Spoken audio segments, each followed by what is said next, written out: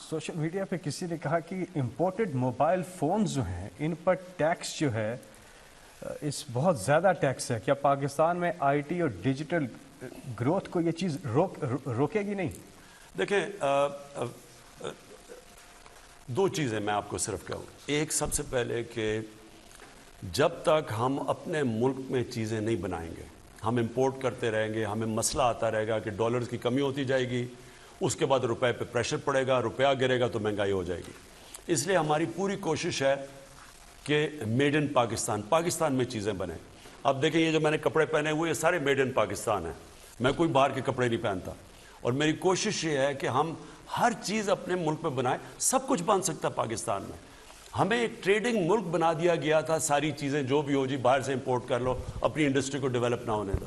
تو ہم چاہتے ہیں یہاں موبائل فون بنے.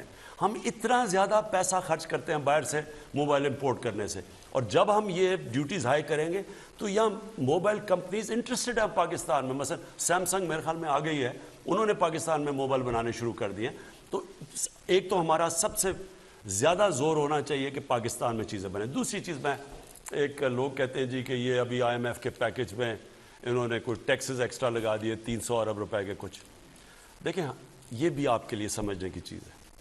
ہماری پوری یہ آئی ایم ایف کا بجٹ نہیں ہے, اس میں ہماری کوشش کیا ہے.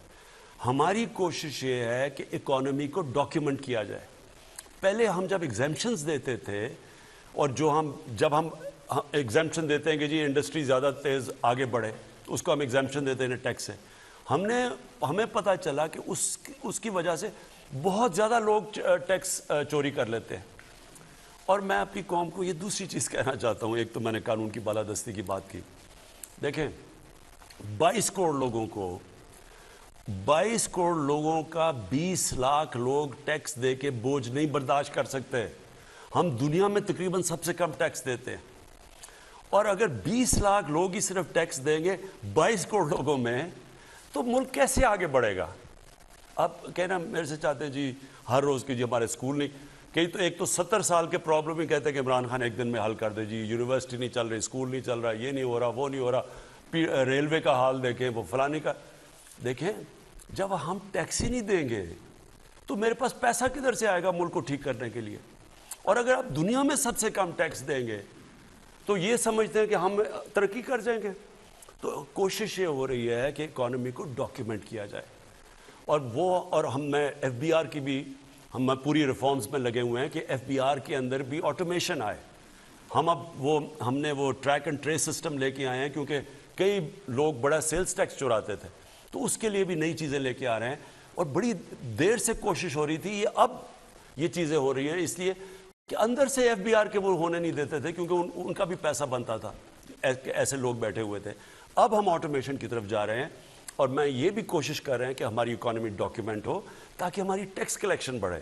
اور ہم ان کے لوگوں کے بھی پیچھے جانے لگے ہیں. میں یہ بھی آپ کو کہہ دوں کہ جو بڑے بڑے گھروں میں رہتے ہیں, بڑی بڑی گاڑیاں چلاتے ہیں, اور وہ ٹیکس زیرو دیتے ہیں, ان کو میں آج کہنے لگا ہوں کہ ہمارے پاس اب ساری آپ کی ڈیٹیلز آنی شروع ہو گئی ہیں, میرے پاس آنی شروع ہو گئی ہیں ڈیٹیلز, اور ہم آپ کو ایک دفعہ موقع دیں گے کہ آپ اس معاشرے کا حصہ ہیں, اس معاشرے کے اوپر ساری فیسلٹیز کا فائدہ اٹھا رہے ہیں, کنٹریبیوٹ نہیں کر رہے ہیں. امریکہ کے اندر اگر آپ پکڑے جائیں ٹیکس نہ دیتے ہوئے سیدھا جیل میں جاتے ہیں, کوئی بیل نہیں ہے. ہم نے ابھی تک کیوں بدقسمتی سے کوئی ہم نے ٹیکس کے اوپر اس طرح کی کارروائی نہیں کی, جس کی وجہ سے آج یہ حال ہے کہ ہندوستان تقریباً ہمارے سے دگنا ٹیکس اکٹھا کرتا ہے, یعنی ان کی tax G D P ratio ہمارے سے دگنی ہے. تو ہم نے اگر آگے بڑھنا ہے تو ہر شہری کو ٹیکس دینا پڑے گا, تاکہ ہم ان کے ٹیکس سے اپنے لوگوں کو غربت سے نکالیں.